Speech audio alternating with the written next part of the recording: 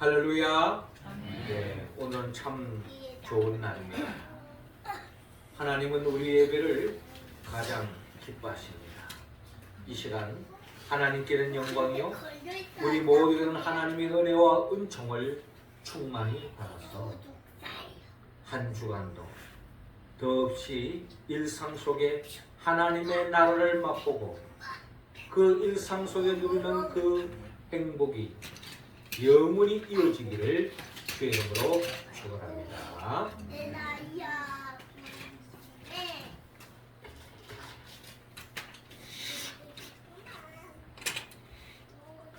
예전에 미국 캘리포니아 남부 지역에서 산불이 났습니다. 그 산불로 인해서 그 산 주변에 있던 약 100여 가구가 산불에 휩쓸려서 모두가 다 잿더미가 되고 말았습니다. 약 100여 채가 거의 다 탔는데 유독 두 집만 불에 타지 않고 그 화마로부터 벗어났다라는 그런 뉴스를 들은 적이 있습니다. 왜 이 두 집만 불에 타지 않았는가 하고 조사를 해봤습니다. 조사를 해봤더니 그 집에는 그 집 주변에 용설란과 같은 그런 다육식물들을 그 집 주위에 많이 심어놨다고 합니다. 다육식물은 물을 엄청 많이 흡수하는 식물이죠. 그러다 보니 불길이 들어오더라도 나름 그 불로부터 불을 그 위험을 막아낼 수 있는 그런 영향력을 가졌던 것 같습니다. 그래서 마침 다른 원인은 찾아볼 수 없고 그런 나름대로의 다육식물을 많이 심겨놓은 그 두 집만 화마로부터 벗어났다라는 그런 이야기인 것입니다. 예수님이 재림하여 오실 때도 성경에 보면은 그때 엄청난 마치 하늘이 무너지고 우리의 삶의 뿌리가 완전히 뒤흔들리는 그런 재앙의 역사가 펼쳐진다라고 요한계시록에 또 주님께서 말씀하신 복음서에도 그렇게 밝히고 있습니다. 자, 이러한 주님이 재림하여 오실 때에도 그와 같은 엄청난 위기, 환난, 재앙이 벌어지만 성경은 분명히 말하기를 그 속에서도 살아남는 구원받는 사람이 있는가 하면은 그 재앙과 그 환난으로 말미암아 멸망하는 사람으로 구분되어진다고 성경은 통하여 우리에게 말씀하고 있는 것입니다. 하나님은 이 대림절, 우리가 주님의 오심을 기다리는 이 대림절 기간에 장차 주님이 재림하여 오실 터인데 그때의 엄청난 우주적인, 세계적인, 총체적인 환난과 재앙과 재난이 임한다 할지라도 주님은 믿음의 사람, 특별히 우리들이 구원받기를 원합니다. 그리고 그 위기 속에서도 많은 교회 속에도 우리 명륜제일교회가 그 위기로부터 환난으로부터 재앙으로부터 극복해서 주님으로부터 구원받는 그 같은 역사가 일어나기를 주님은 원하고 있습니다. 우리 바람이죠. 자, 어떻게 하면 주님이 재림하여 오시는 그날에 우리는 그 위기로부터 벗어나 하나님의 온전한 구원을 받을 수 있을까요? 오늘 주님은 오늘 본문을 통하여 우리에게 그 길을 가르쳐주고 있습니다. 먼저 주님은 오늘 본문 26절을 통하여 재림을 소망하라고 말씀하고 있습니다. 26절 말씀 우리 같이 한번 읽어봅시다. 시작. 그때에 인자가 구름을 타고 큰 권능과 영광으로 오는 것을 사람들이 보리라. 자, 오늘 본문 24 24절부터 시작되고 있는데요. 오늘 본문 24절 보니까 그때에, 그때라고 하는 것은 주님의 재림이 임박할 때, 그때에 그 환난 후에 해가 어두워지며 달이 빛을 내지 아니하며 별들이 하늘에서 떨어지며 하늘에 있는 권능들이 흔들리리라 라고 말씀하고 있습니다. 우리가 일반적으로 엄청난 삶의 위기가 부딪혔을 때에 우리 사람들 쉽게 하는 말이 뭡니까? 하늘이 무너진다, 이런 말을 하지 않습니까? 하늘이 무너진다. 하늘이 무너진다는 말은 오늘 성경의 본문의 말씀처럼 해가 어두워지고 달이 빛을 내지 않고 별들이 하늘에서 떨어지며 하늘에 있는 권능들이 흔들리리라. 하늘이 무너지는 듯한 앞이 캄캄한 엄청난 삶의 위기, 이게 마지막 때의 이 역사 속에 우리 삶 속에 파도 들어온다.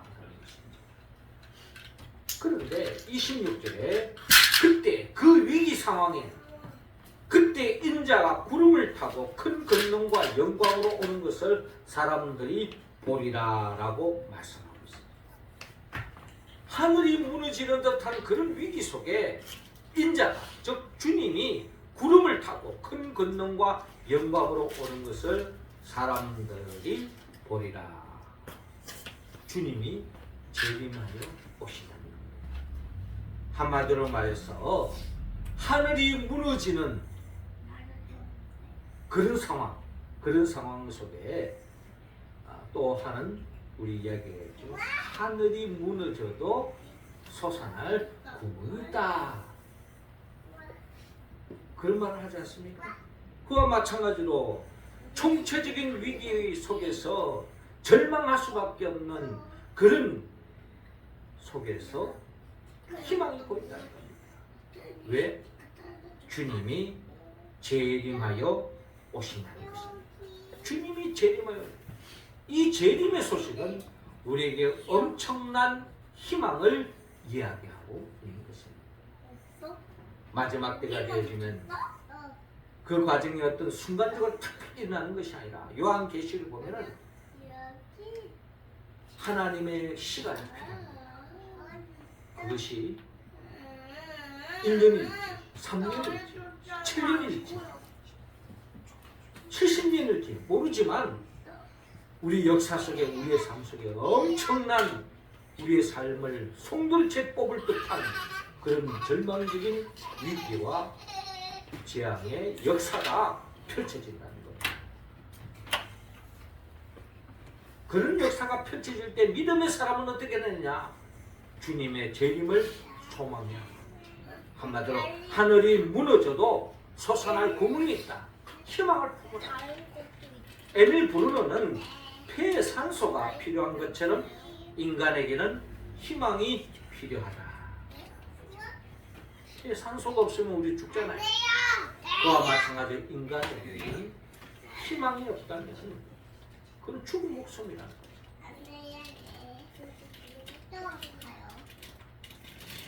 그러니까 우리의 삶의 어떠한 상황 속에서도 희망을 가진다면 거기에 살 길이 있다.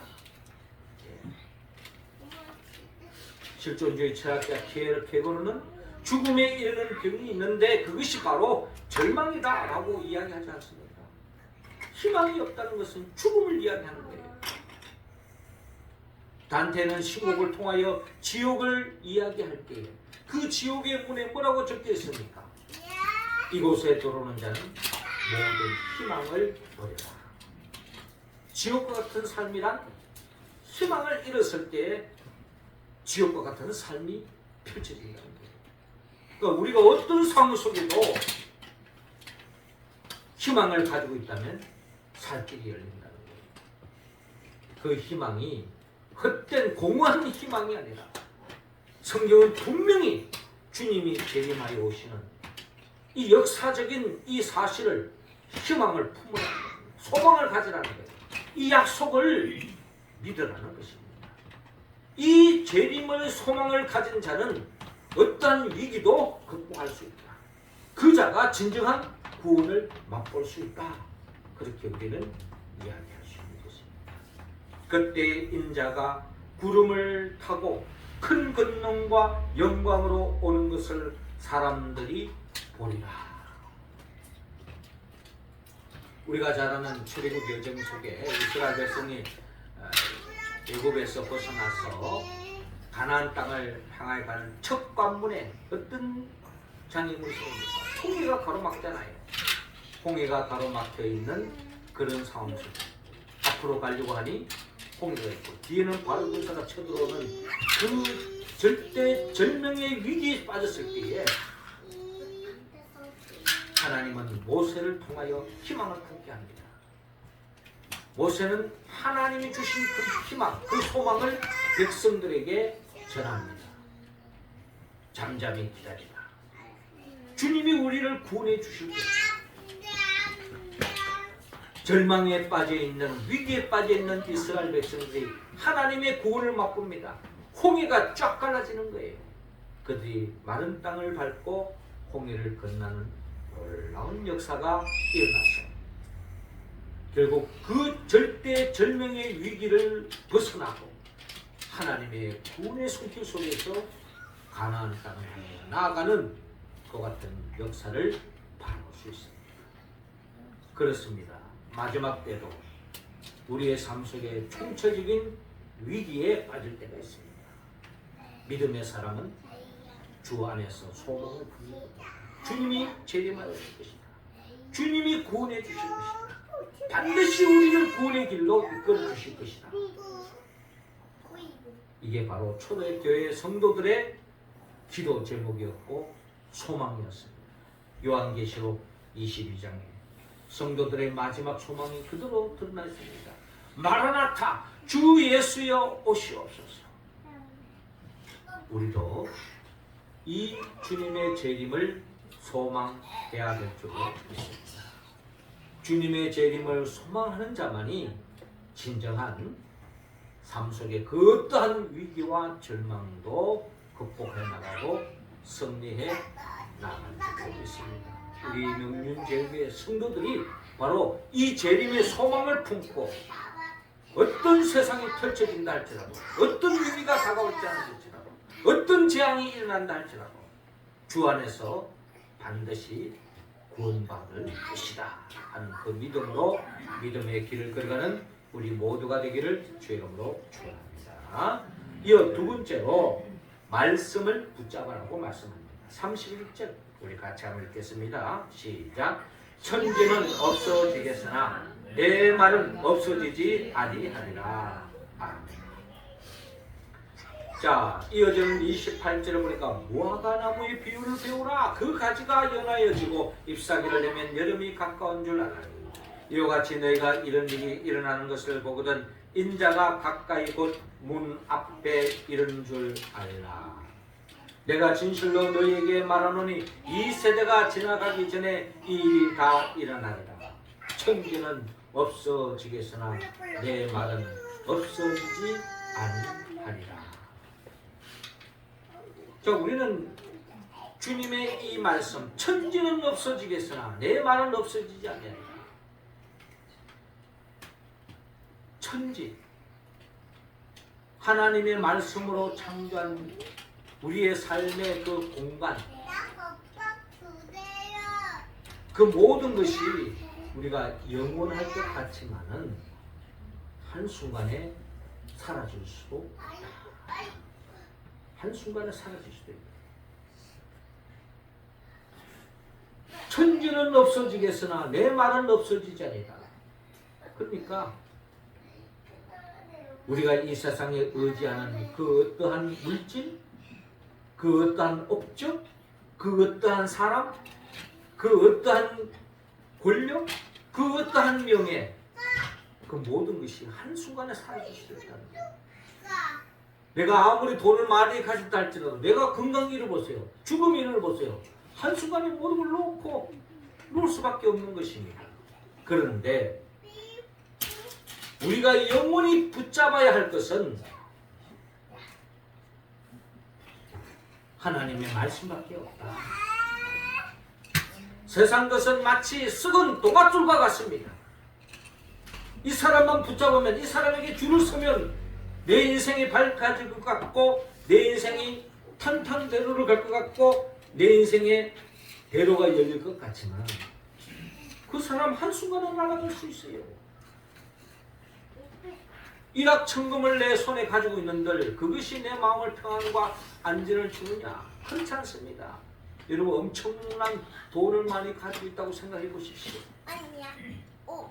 아마 이런 염려를 할걸요. 혹시 내가 저거 못 쓰고 죽으면 어떡할까? 누가 훔쳐가진 않을까? 꿈 같은 이야기죠. 근데 여러분, 우리는 돈이 없으니까 그런 고민할 필요 없습니다. 그런데 돈 많은 사람들이 저 엄청난 돈을 못 쓰고 죽으면 어떡할까 하고 불안 속에 살아가는 거예요. 어? 저 돈 누가 훔쳐가진 않을까?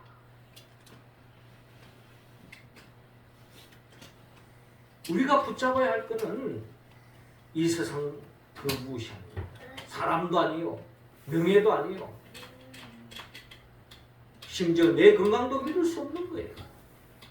결국 우리에게 영원히 변치 않는, 우리가 붙잡아야 할 것은 하나님 말씀밖에 없다. 하나님 말씀만이 우리의 살 길이다. 사람이 떡으로만 살 것이 아니요 하나님 입으로 나오는 말씀으로 살 것이다 라고 주님이 말씀하신 말씀도 결국 이 세상의 그 모든 물질을 가진다고 해서 내 삶이 보장되는 게 아니라는 거예요. 내 삶을 지탱하는 것은 하나님 말씀이다. 천지는 없어지겠으나 내 말은 없어지지 아니라. 하나님의 말씀, 그 말씀은 반드시 우리에게 약속의 말씀이요 계약의 말씀입니다. 그 말씀 붙잡으면 반드시 하나님이 예비해 놓으신 복을 누릴 수 있다. 우리가 오늘 본문을 통하여 첫 번째 붙잡아야 할 말씀은 주님이 재림하여 오신다고 하는 이 말씀을 우리는 영원히 붙잡아야 될 줄 믿습니다. 그 말씀은 결국 하나님은 반드시 우리의 삶의 어려움의 자리에 절망 속에 내버려 두지 않으시고 반드시 구원해 주신다는 그 약속의 말씀을 믿으시기 바랍니다. 어제까지 우리가 창세기 49장을 읽었어요. 새벽기도 때마다. 이제 내일 창세기 50장을 읽습니다. 창세기의 마지막, 어떻게 보면 아브라함과 이삭과 야곱의 그 좋은 점을 총체적인 복을 담은 인생이 있다면 요셉입니다. 여러분, 요셉의 인생을 한번 더듬어 보세요. 그에게 엄청난 환란이 있었습니다. 형제들로부터 버림을 받았습니다. 보디발의 아내의 누명을 덮어쓰고 감옥에 갇혀갔습니다. 죽음의 자리까지 이르렀습니다. 절망할 수밖에 없는 총체적인 일이죠. 부모의 엄청난 사랑을 받았지만 부모로부터 떨어져야 했고, 사랑하는 동생과 헤어져야 했고, 형제들로부터 배신을 당하고 노예 생활하고 감옥까지 가서 언제 죽을 줄 모르는 파란만장한 인생이었습니다. 그러나 그가 그 어려움 속에 그의 삶을 지탱해 줬던 것은 꿈을 통한 하나님의 약속의 말씀이었습니다. 그 약속의 말씀을 그가 끝까지 붙잡고 나아갔을 때 그 말씀과 현실은 너무나도 동떨어져 있었지만 그럼에도 불구하고 그 말씀 붙잡고 하나님의 때를 기다렸을 때 하나님은 요셉을 애굽의 총리로 세우시고 모든 사람들이 흠모하는 자리에 이르게 하시고 요셉을 통하여서 애굽 사람이 살 길을 찾고 심지어 형제들이 살 길을 찾고 결국은 이스라엘 민족이 태동되어지는 그와 같은 첫 단추, 밑거름이 바로 요셉을 통해서 시작되어지는 것을 바라볼 수 있습니다. 요셉이 그 약속의 말씀을 붙잡지 않았더라면 끊임없이 원망하고 불평하고 그 형편에 좀 풀렸을 때에 결국 그의 형제들을 다 원수 같겠다고 인간적인 생각에 빠졌다면 아마 죽였을 거예요.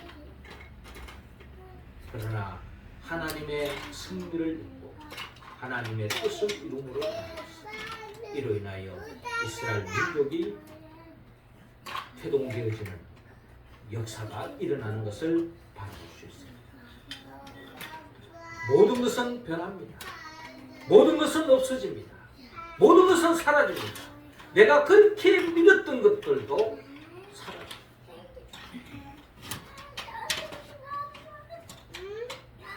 저는 며칠 전에 제 삶을 한번 돌이켜보면서 참 내가 좋아했던 친구가 세상을 떠났습니다. 또 우리 형제 중에 제 누님이 먼저 세상을 떠났습니다. 젊은 나이. 왜 이렇게 좋은 사람이 먼저 세상을 떠났을까? 떠났기 때문에 더 좋게 보이지는 모르겠습니다만은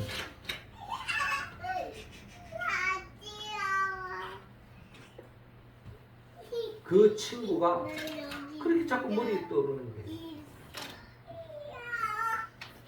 저 아버님도 제가 중학교 때 아버님 세상을 떠났어요. 아버님에 대한 그림이 엄청 많죠.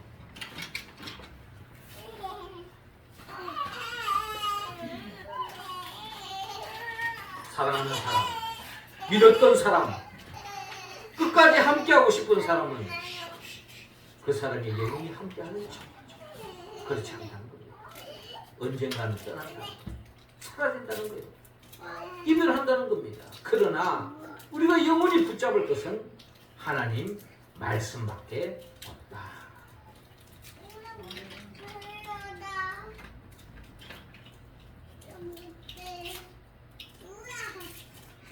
새들은 음식을 먹지 않고 9일을 살 수 있다고 합니다.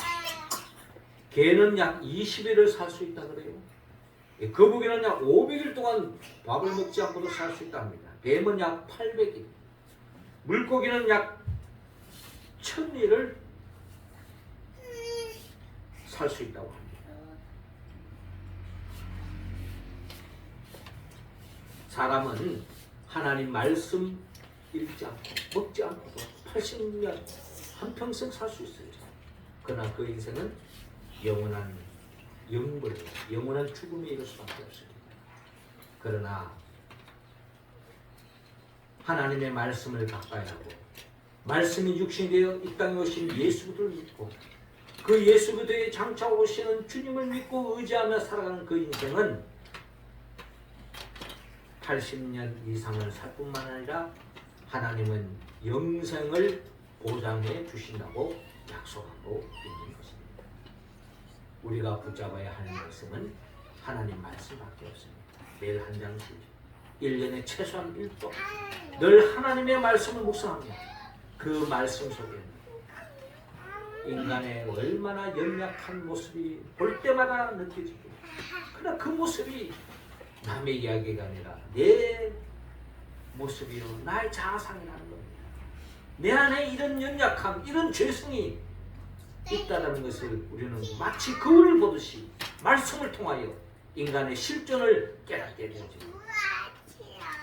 그래서 우리는 더욱더 주님을 붙잡게 되죠.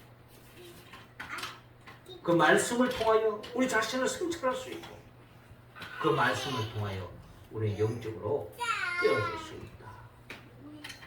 세상에 파묻히지 않고 그래서 진정 하나님의 말씀대로 살고 그 하나님의 말씀에 이끌림 받았어 영원히 사라지지 않는 우리의 동안쪽 영원한 동안쪽 하나님의 말씀을 따라 살아가는 우리 모두가 되어서 주님의 재림대로 구원의 역사에 참여하고 있는 우리 모두가 되기를 주의 이름으로 축원합니다. 마지막 세 번째로 깨어서 주의하라. 함께 했습니다. 시작. 주의하라 깨어 있으라 그때가 언제인지 알지 못함이라. 아멘. 오늘 본문 32절 그러나 그날과 그때는 아무도 모르나니 하늘에 있는 천사들도 아들도 모르고 아버지만 아시니 주의하라 깨어있으라 그때가 언제인지 알지 못합니다. 주님의 재림은 분명히 있는데 그때는 언제인지 그 누구도 모른다 라고 말합니다. 그래서 한마디로 주의하고 깨어있으라는 거예요. 깨어있으라는 말은 잠들지 말라는 거예요. 성경이 말하는 잠드는 인생은 두 종류가 있습니다. 한 종류는 세상 재미에 빠진 사람, 세상 재미에 빠진 사람, 하는 일마다 잘 돼, 하는 일마다 그냥 뭐 대박이야, 하는 일마다 막 세상에 그냥 뭐 안 되는 게 없어요. 이런 사람은 세상에 뭐 고민할 거 있습니까? 세상이 재밌고 세상에 의미가 있고 세상에 가치가 있고 세상이 그냥 세상의 흐름대로 살아가는 거예요. 잘 나가는 인생입니다. 그러나 그 인생이 예수를 모른다면 그 인생이 주님을 모른다면 결국 멸망을 향하여 잘 달려가는 인생과 똑같습니다. 마치 브레이크 없는 자동차와 같아요. 잘 달리죠. 그러나 어느 순간에는 마치 브레이크 없는 차가 달릴 때는 잘 달리지만 한순간에는 완전히 파멸로 나아갈 수밖에 없는 것입니다. 또 하나 인생. 이 세상 하는 일마다 안 되고 하는 일마다 어렵고 하는 일마다 실패하고 하는 인생. 이 세상이 너무나 고달프고 그래서 이 세상에 절망에 빠지는 사람, 이런 사람 또한 성경이 말하는 세상에 빠져있는 사람, 영적으로 잠들어 있는 사람의 특징이다. 절망에 빠져있는 사람, 자포자기하고 흥우에 빠져있고 삶에 의욕이 없고 죽고 싶은, 심지어 자살에까지 치닫는 역사가 일어납니다. 마귀의 속삭임에 놀아나는 거죠. 죽어버려라. 죽는 게 답이다. 죽으면 모든 게 해결된다 하는 그 마귀의 속삭임에 넘어가는 거예요. 그래서 주님은 주의하라. 그런 마귀의 속삭임에 넘어가지 마라. 한마디로 깨어있어라. 깨어있어라. 영적으로 깨어있어야 된다. 영적으로 깨어있는 사람은 결국 하나님의 약속의 말씀을 붙잡고 살아가는 인생을 이야기하고 있는 것입니다. 35절에 그러므로 깨어있으라. 집주인이 언제 올는지 혹 저물 때이든지 밤중이든지 다굴 때든지 새벽이든지 너희가 알지 못합니다. 언제 우리의 삶에 종말이 임할지 모른다는 거예요. 언제 주님이 재림하여 올지 모른다는 거예요. 그래서 세상에 빠져서 희망감 끌지 말고 또 세상이 어렵다고 너무 절망하지 말고 주님이 오시면 내 삶의 모든 문제가 해결되고 영혼을 보장하는 행복의 길로 인도해 주신다라고 주님은 성경을 통해 우리에게 약속하고 있습니다. 그래서 37절에 깨어있으라. 내가 너에게 하는 이 말은 모든 사람에게 하는 말이니라 하시니 주님의 재림 그것은 특정한 사람에게만 임하느니라. 모든 사람이 보는 데서 주님이 재림하여 주신다는 겁니다.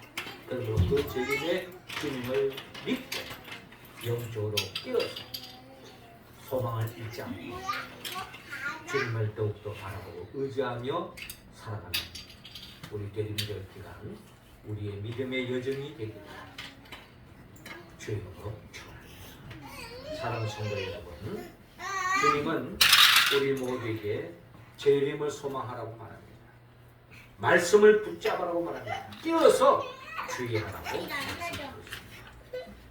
대림절 오시는 주님을 기다리며 살아가는 우리의 믿음의 여정입니다. 우리는 이 말씀을 붙잡고 살아야 합니다. 그러기 위해서는 우리가 성령의 도움을 받아야 합니다. 성령은 예수 그리스도입니다. 예수님이 누구입니까? 예수님은 나를 위하여 천지 만물을 창조하시고 인간의 몸으로 오셔서 우리 죄를 대신하여 십자가에 못 박혀 죽으시고 부활하시고 성천하시고 지금도 우리에게 보혜사 성령을 주셔서 그 성령의 도우심으로 오시는 주님을 재림을 기다리며 믿음의 길을 걸어가는 우리 모두에게 장차 재림할 오실 예수 그리스도 그분의 영보혜사 성령의 도움을 받아서 재림을 소망하고 말씀을 붙잡고 뛰어서 주의함으로 이 대림절 기간을 영적으로 뛰어서 언제 어느 순간에 주님이 오시더라도 주님 앞에 인정받고 구원의 길을 이루는 우리 모두가 되기를 주님으로 축원합니다. 기도드리겠습니다. 하나님 아버지, 이 시간 우리 한 사람 한 사람에게 성령의 기름을 부어주시고 성령 충만함을 더하여 주시옵소서.